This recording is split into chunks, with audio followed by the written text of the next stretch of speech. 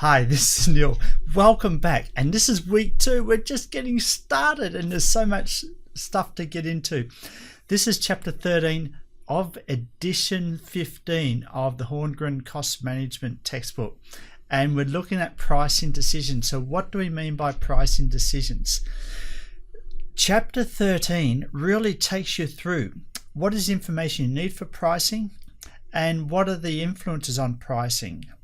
And basically it is customer, it's a competitor, and it's basically the costs. So just to kick us off, I want to take us through a pricing example where you actually get to make a decision. You get to make a decision whether to actually sell a product or not sell a product. And so let's get into this example, shall we? Here we have the financial data that applies for a videotape production plant of Dill Company. That's a nice name. October 2009. Getting a bit old. Videotape. They don't make videotapes today, do they? Maybe in some countries, but not that I see in Hong Kong. Anyway, let's get on to the budgeted manufacturing costs per videotape. We have direct material of $1.60 and we've got direct manufacturing labor of 90 cents, variable manufacturing overhead of 70 cents, fixed manufacturing overhead of $1, total manufacturing costs of $4.20. Now what we learned in job costing, activity-based costing, is that some of these costs are direct costs and some of them are indirect costs, and not all costs are necessarily relevant for a particular decision. So the relevant decision in this case is going to come up in a minute, where some salesman asks the boss, can we sell this product for less than $4.20? We'll look at that in a minute. But let's just note here, we've got variable manufacturing overhead that varies with the number of units produced. We have fixed manufacturing overhead of $1 per tape, and it's based on budgeted fixed manufacturing overhead of $150,000 per month and a budgeted production of $150,000. Now we remember what I noted when we're talking about job costing, and the idea of using normal costing or standard costing is we need to make these budgeted allocations because we don't know the actuals and we need to set a price. And often we don't know the actual costs until we make the thing and sell it, but we need to tell the customer how much we're going to sell it for. And so that's why we get into budgeting, and we have a budgeted allocation to get a fair idea. Are we going to make money on this product or we're not going to make money on the product? So this is the whole idea of actually applying a budgeted overhead amount, because some people think, well, why don't we wait for the overhead to be actually incurred, then divided by the actual number of units, then we'll know how much we should sell the product for. But that's too late. That's after the fact. The sales have happened a month before or 6 months before. You see that? So we've always got to have some budget allocation so we can get a fair idea of pricing, so we get a fair idea of how much money we're going to make per unit. So let's just get into this exercise, shall we? So next slide. There are marketing costs. One extra cost that we need to consider, marketing costs, and they're not normally in the cost of goods sold. They're normally in the selling, part of the selling expenses in the bottom half of a profit and loss statement. So we've got variable marketing costs of 5% of revenues and fixed monthly marketing costs of $65,000. Yeah, there you got it. You can see it in the green. Now, during October 2009, Lynn Randall, a Dill Company salesperson, asked the president for permission to sell 1,000 videotapes for what? $4 per tape. Outrageous. How can you sell it for that cheap when it's $4.20 to make, right? And guess what? Guess what the president said? No way, this is so much lower than our manufacturing cost per unit of $4.20 as we have allocated. And so I'm going to refuse the order if I'm the president, because the selling price is below the total budgeted manufacturing costs. So here's the problem. What would be the effect on monthly operating income of accepting the special order. Next question, comment on the President's below manufacturing cost reasoning for rejecting the special order. And what other factors should the President consider before accepting or rejecting the special order? Now let's get back to what we talked about in week 1. At the end of the day, we want information so we can make a better decision. You see? So the only information that enables us to make a better decision is the relevant information that changes between going ahead with the decision and not going ahead with the decision. So let me ask you before we go to the next step, will the manufacturing overhead, the fixed manufacturing overhead, will that change as a result of making this decision?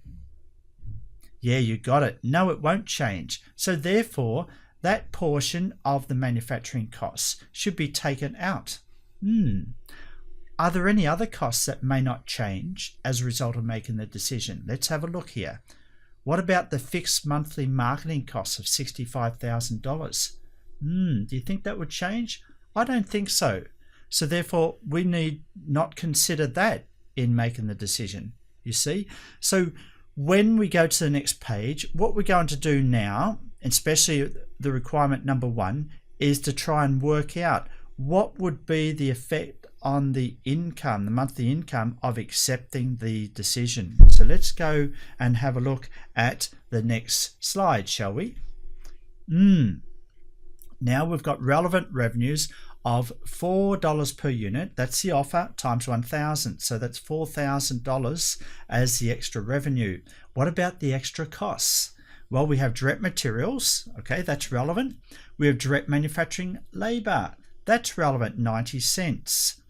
We have variable manufacturing overhead, 70 cents. Now remember, it's variable manufacturing overhead. That's going to change. It's going to go up and down whether you accept the order or not.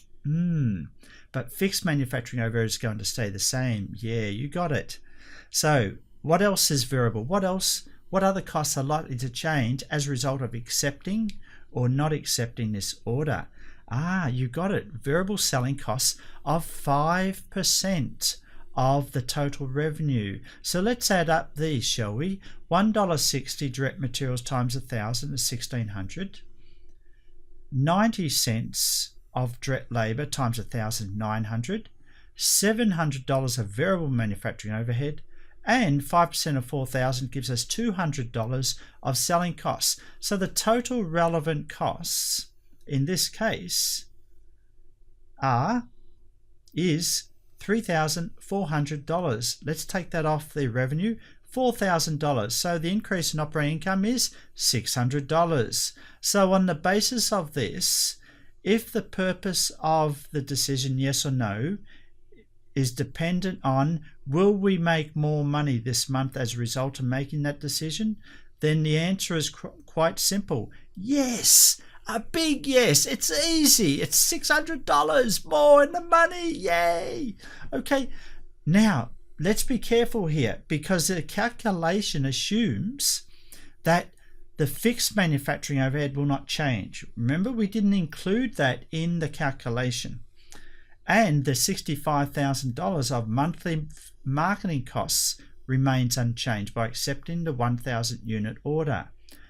One more point, that the price charged and the volume sold to other customers are not affected by a special order. You can imagine other customers find out, you giving it to this customer, Ray.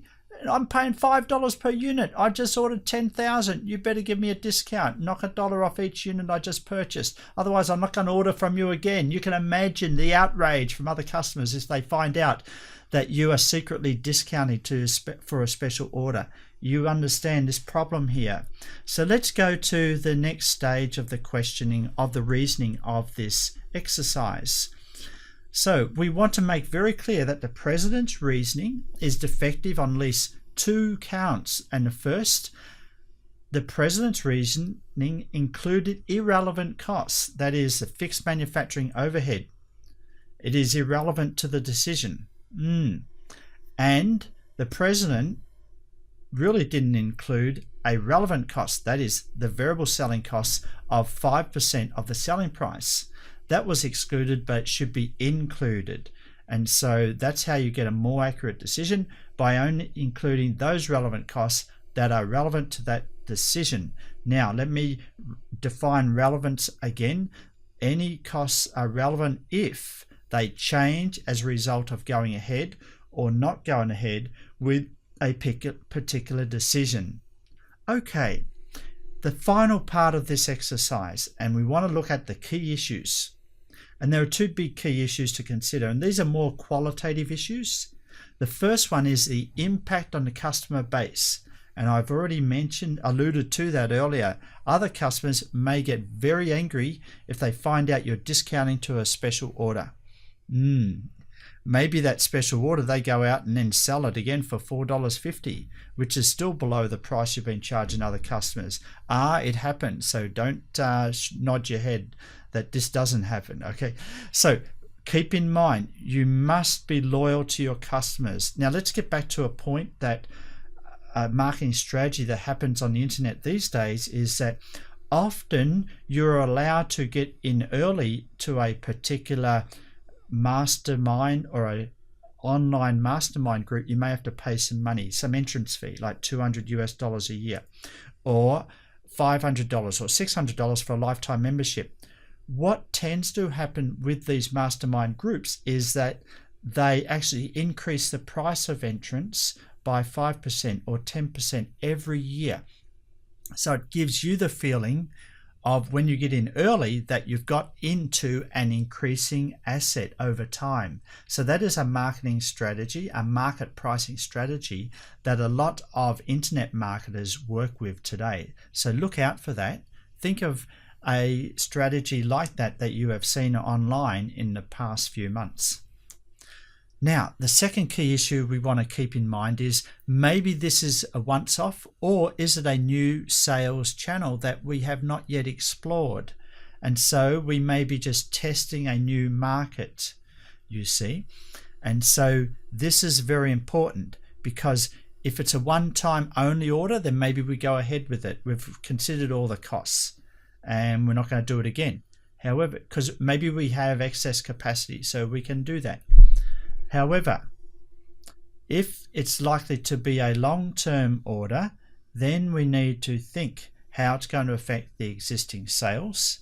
And if it's going to be long-term, then we need to start to think about, we need to allocate some of that fixed overhead. We need to allocate some of that fixed marketing costs, you see. So there we have it. We have a decision. At the start, that $4 was much lower than that $4.20 allocated, budgeted manufacturing cost per unit. But that budgeted manufacturing cost per unit included some irrelevant costs that did not change with the decision. What was that? Fixed manufacturing overhead. And it excluded a relevant cost, that is variable marketing expenses of 5%. So you had to exclude that fixed manufacturing overhead. You had to include that 5% marketing cost to arrive at a relevant unit cost to make the right decision. Then, even when we have thought we have made the right decision, we need to think of the qualitative considerations. Number one was, what is the effect on the existing customer base? And number two, is this going to be a once-off or long-term? If long-term, then we need to think about making relevant these fixed manufacturing overhead or fixed marketing expenses. So that's the beginning exercise I want you to consider. As we go into chapter 13, we'll look at a few more exercises in that chapter. But that's what pricing is all about. It's actually making decisions that balance the demands of customers, that balance your competitiveness compared to your competitors, and also that balances the costs that you are incurring to make the product. Let me repeat. We need to balance the demands of customers. We need to balance your competitiveness with your competitors, and you need to cover your costs in the long term at least. So there you go. Let's get into this pricing chapter and see you on the inside. Thank you.